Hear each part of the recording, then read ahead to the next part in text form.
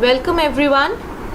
Today we are back with another video, and this time also I have thought of explaining a poem, and again from the Indian writing in English genre. And the poet doesn't require much introduction. He is none other than our very own Rabindranath Tagore, and the poem that I'm going to discuss is The Sailor.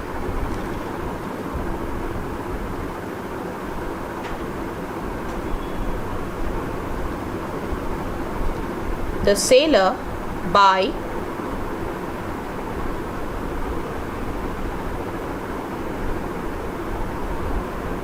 Rabindranath Tagore. Now, Rabindranath Tagore, or our very own Kavi Guru, or you may also call him Robi Thakur, is a name about whom there would be a handful in the world who would dare to comment. Tagore, a poet, dramatist, story writer, novelist, composer, is infinite. He is as vast as the boundless sky, and very aptly called the Vishwa Kavi, is a name that throbs in every heart across the world. He is in fact an intrinsic and indispensable part of the very fabric of the Bengali culture, identity, and heritage. The man himself, he redefined a plethora of cultural areas, and I wouldn't be wrong if I say that he is still the guiding star of Bengal, a man who has received a divine stature and is worshipped by every Bengali universally. As I said, I will make an effort. I will try to analyze a poem, that is The Sailor by Rabindranath Tagore, and present it to you. But before getting into the explanation or the critical analysis of the poem, I think it should be important, or I should rather try to discuss the child imagery that forms a very important part in a series of Tagore's poems. Rather, Tagore, but like this child, the image of the child, many critics over the world, and of course the readers too, they are of the view that this child image that came up in the poems of Tagore, in the stories of Tagore over and over again, basically resided deep in his heart. It was rather his own self that used to do all the talking through the verses. So I thought to delve into this child character before explaining the poem, because until and unless you understand the little boy, in Tagore's writings, you won't be able to get the essence, you won't be able to get the flavor of this particular poem.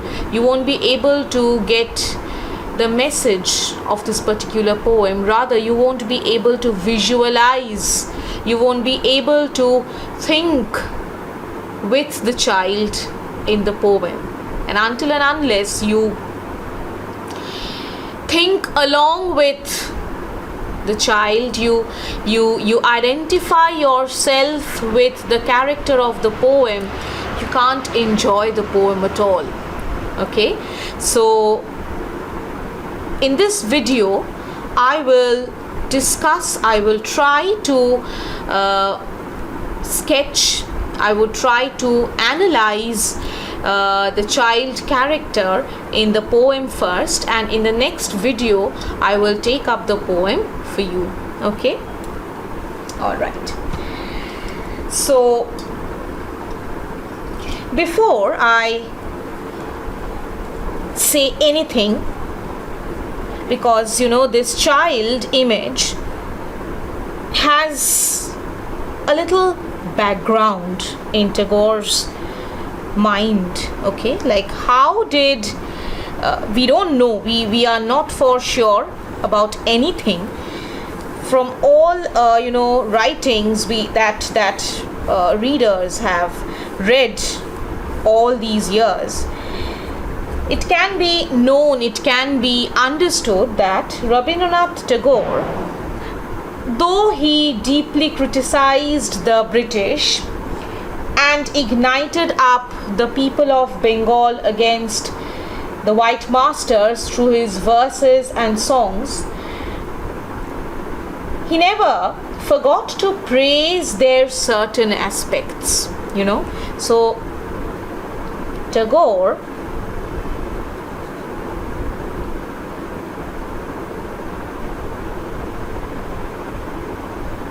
though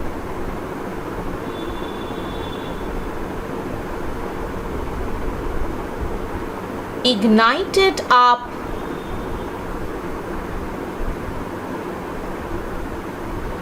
the people of Bengal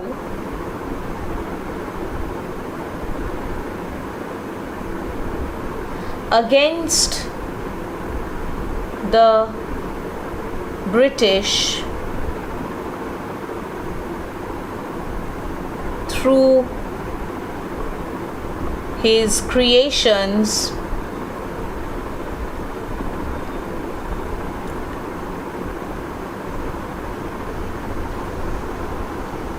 yet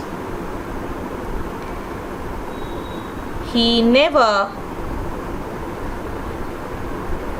forgot to praise their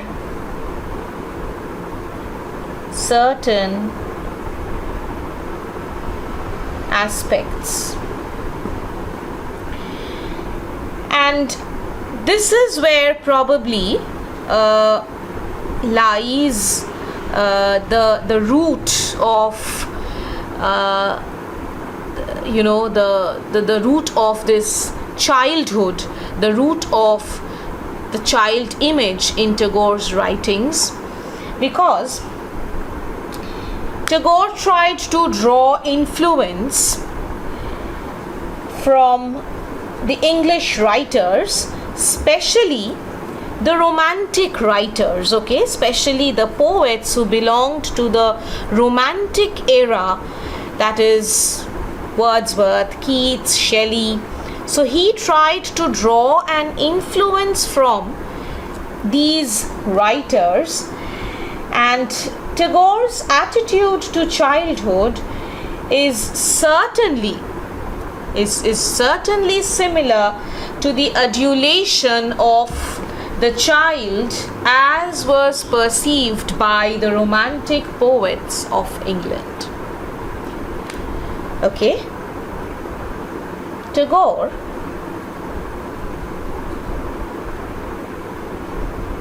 was influenced by the romantic poets of England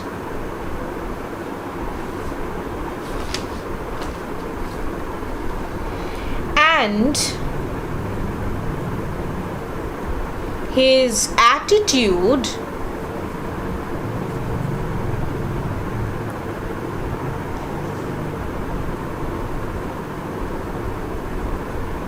towards childhood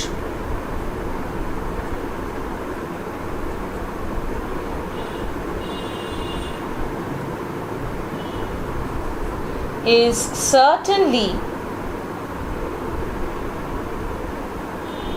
similar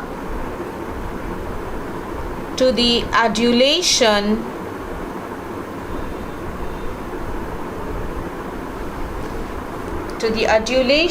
of the child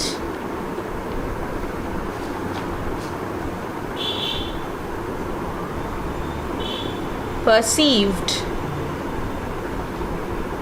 by the Romantics. Okay, so this point is very important in relation to the understanding of the image of childhood, in understanding the theme of childhood in Tagore's poems.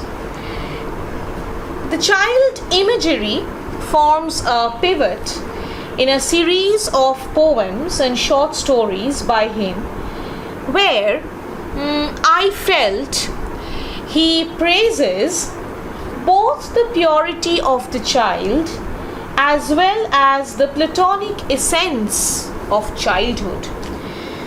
All right, so this is again very, very important in connection to the theme of childhood in Tagore's poems. That is, Tagore's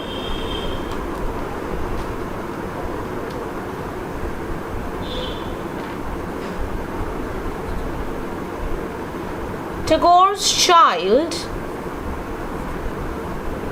forms a pivot in his poems and many short stories. Now, what I mean by pivot, very important, okay? The fulcrum, the pivot, the center, the main, the focus around which the writing revolves, okay? So, Tagore's Child forms a pivot in his poems and many short stories. And the next point which I told you is again very important. He praises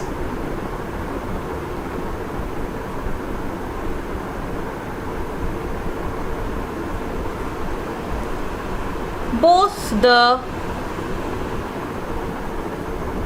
purity of the child and the platonic essence of childhood. So his writings, okay, like when you read, you go through the poems, you will feel that he is actually trying to get into the boots of the child. He tries to visualize the world through the child's eyes, and each word of his writings, they talk about the purity of the child, the freshness of the child, the innocence of the child, and of course the platonic essence of childhood. What do you mean by platonic? Something which, which we all crave for, which we all consider to be ideal, but we cannot achieve it in reality. Okay, so childhood is also a phase which possibly forms the best part of a human life, but once it's lost, it's lost forever. No matter how deeply you crave for it, you never get it back. You never get it back. Okay, so this is what platonic essence of childhood means, right? You time and again get back to the memories of your childhood days, but like just through the memories you try to relive them, you try to relive those days, but you cannot achieve them back, right? Okay, so this crave for reliving the childhood days can be felt in Tagore's poems about the child. Okay, crave for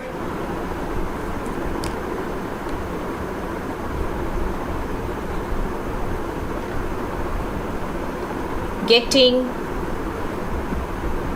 back to the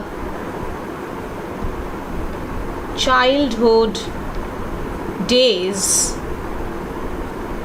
can be felt in most of Tagore's writings.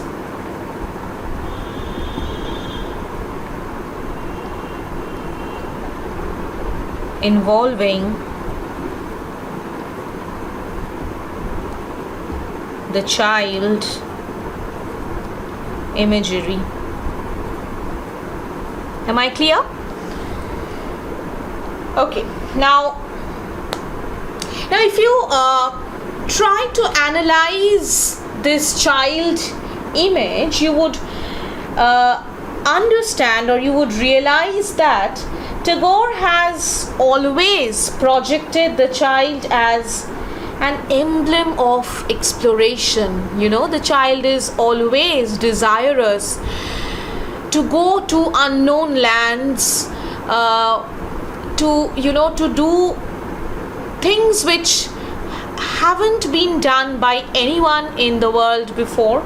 So the child is always desirous to explore the unknown. So Tagore has always projected the child as an emblem of exploration. This is the next point that you need to remember before reading any poem by Tagore about the child.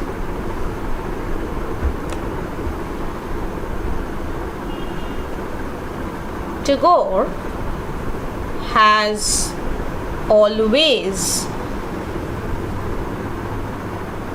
projected the child as an emblem of exploration. Okay, like every child, this Tagore's child is not just one particular child that he's talking about in the poem or in the short story, but is actually a representation of all the children, of all the innocent creations of God, of Mother Nature. Okay, so as we all know, a child is always exploring something new. A child is always full of dreams. A child is always full of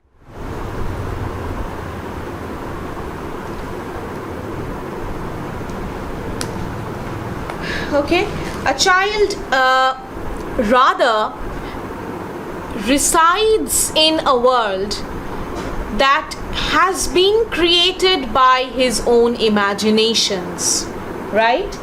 Why am I saying it? Because you will always feel like if you talk to a child, you will feel it for yourself that the child is always thirsty for achieving the whole universe for himself. He quests for reaching the unknown, and this this particular nature resides in Tagore's child as well. He's also full of dreams, quests for reaching the unknown, and is always thirsty for achieving something new. Okay. Even as far as the child psychology goes, a child is always the master of his own world, and he rules it in his own way, right? So this is, again, make a note of this point. Tagore has shown in his writing, Tagore has shown in his writings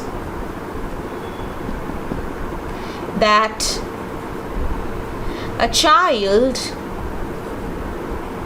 is the master of his own world. How? Because a child will see the world as he wishes to see it. He can, like in his world, the sky will, or rather may not be blue as we see it through our own eyes, the adults. The child can be a mixture of all the 7 colors. The trees can be all red and blue in color.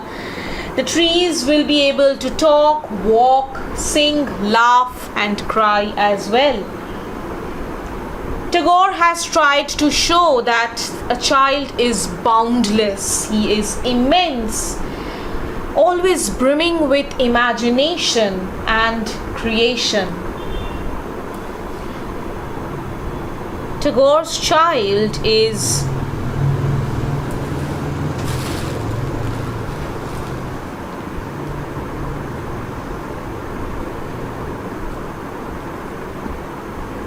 immense.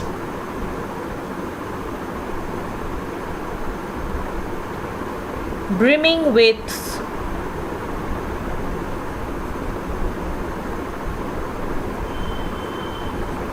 imagination.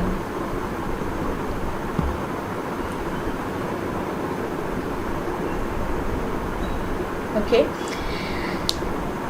so this is what I was trying to explain. He is full of imagination. He is the master of his own world. Now, along with this, while on one hand the child is is a creator, on the other hand, a child always craves to be the protector of the world. And this is also a very common attitude in every child. He tries to imitate the adults around him. So similarly, Tagore's child also tries to be the father figure, a protector, okay? Protector of his own mother, sometimes a rescuer, as we see him in Bir Purush, okay? So he is sometimes a rescuer and protector of his mother. So in all, precisely, Tagore's child is a dreamer. Okay, he is a dreamer.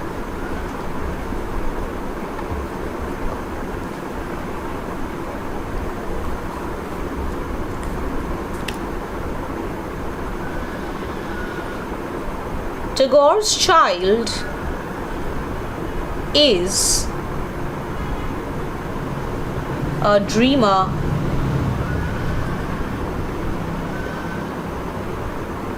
an explorer,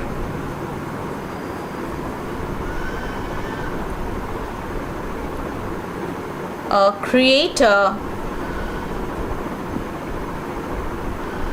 a protector,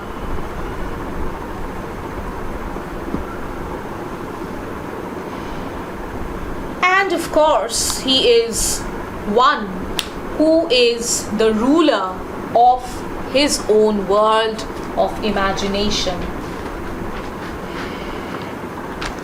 Now,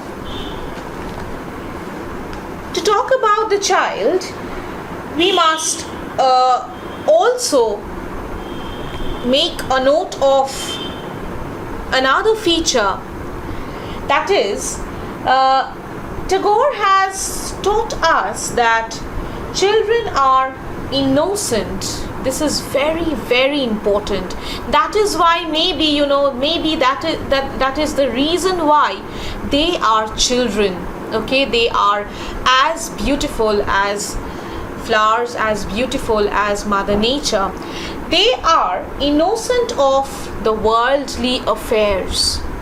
This is something which has been echoed in all of Tagore's poems and writings about the child over and over again. A child is always innocent of the worldly affairs.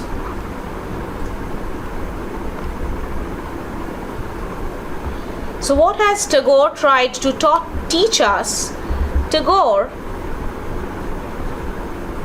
has taught us that the child is always innocent of the worldly affairs. They are untouched by the materialistic anxieties of the adult world, right? So doesn't matter what happens around them in the world, they remain untouched. Like, can you call them to be indifferent? Not at all. Not at all. It is just that they don't crave for the materialistic things. They don't know what profit and loss means. They don't know what competitions are, right? They only know to be happy in their own ways, in their own little world. They only know love. They only know affection. They only know the words of happiness around them. So, while we adults have been deeply influenced by time and the needs of time, of course, a child, on the other hand, is eternal and evergreen. This is again something which comes to light in Tagore's writings. Unlike the adults who are greatly influenced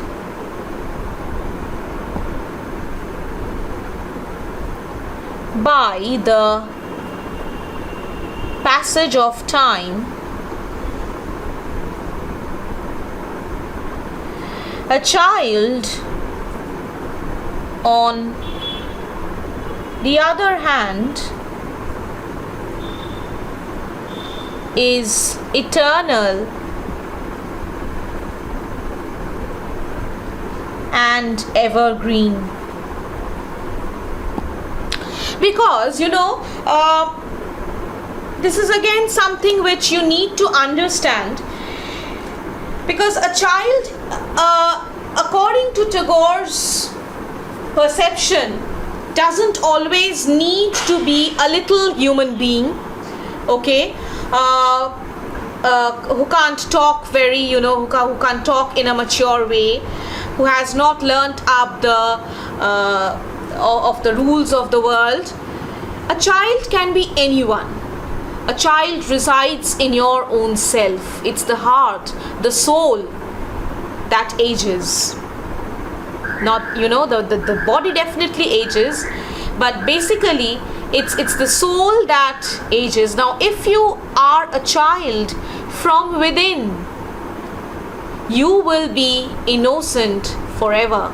You will also be untouched by the materialistic anxieties of the world too. This is again something, this is the, again a theme which comes up in Tagore's poems and stories and other, writings time and again.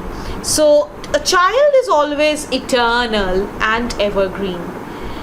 Okay, it is a child is an entity, a child is a symbol.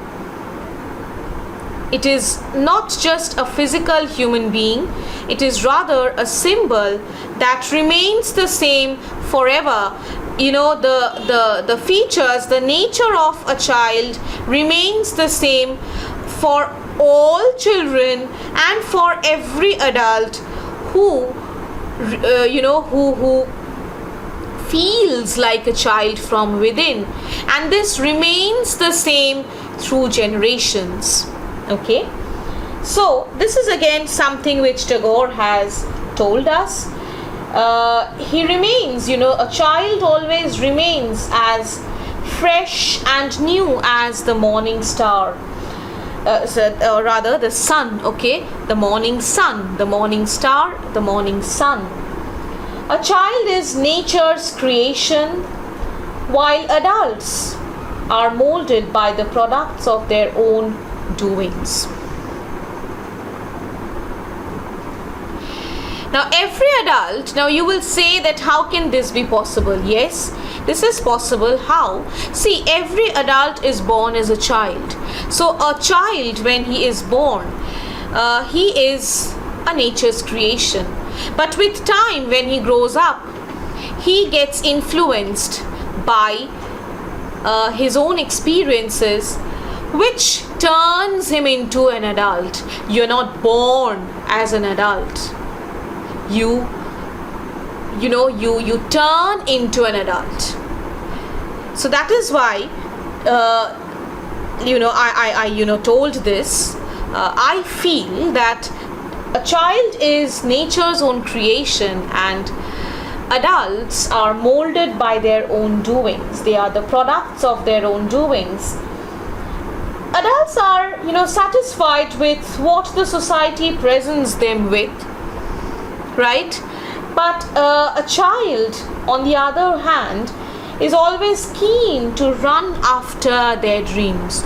Yes, adults always, they now you will say that then why do we build our career? Why do we think of our career? Why do we dream to get established? Very true, very true.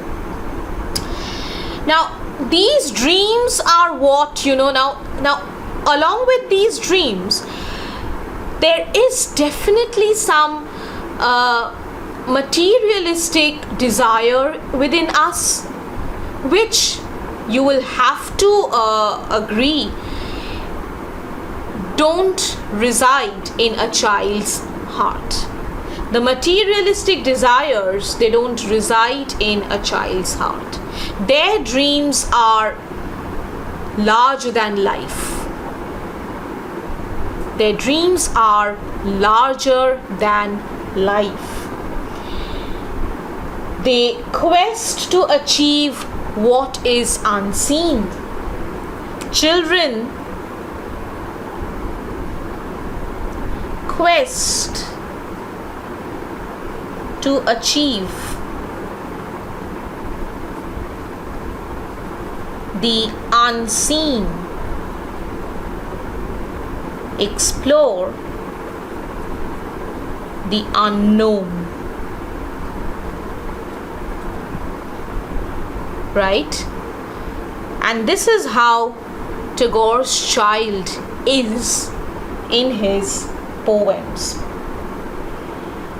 They are always spriteful, energetic, and crave to create a new world in new colors. As I told you, a child may paint the trees in red and blue, and you can't scold them for that, because that, tree is his own creation.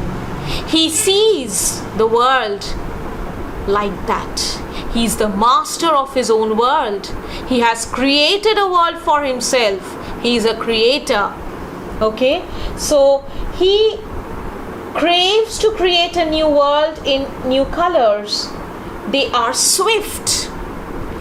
Children are very swift, like the gushing rivers. Even Tagore's children are like that too. So Tagore's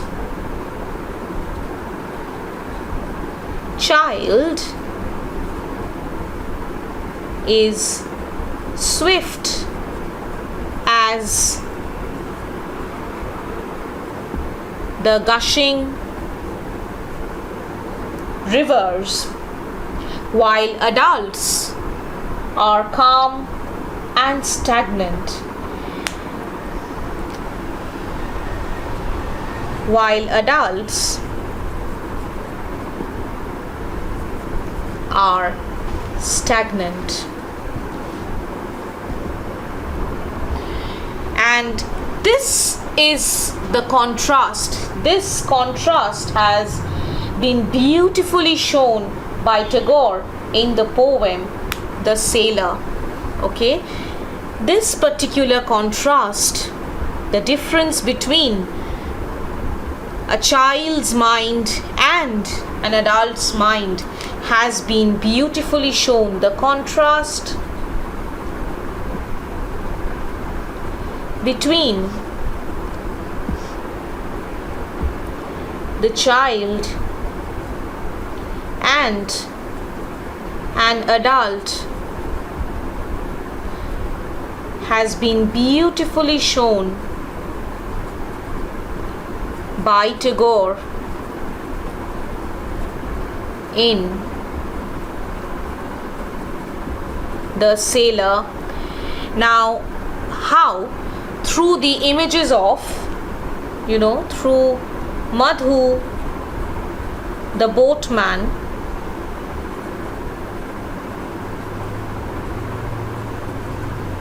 and of course the child. So Madhu, the boatman. Now, how has Tagore tried to bring this contrast out to us? Through the images of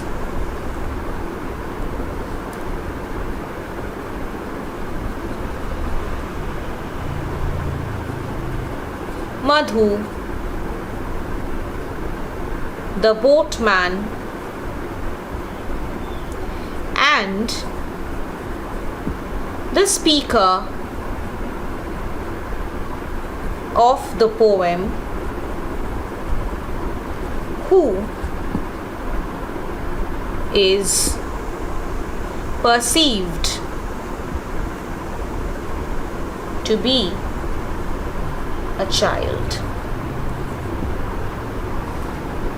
All right, and this particular man, Madhu, and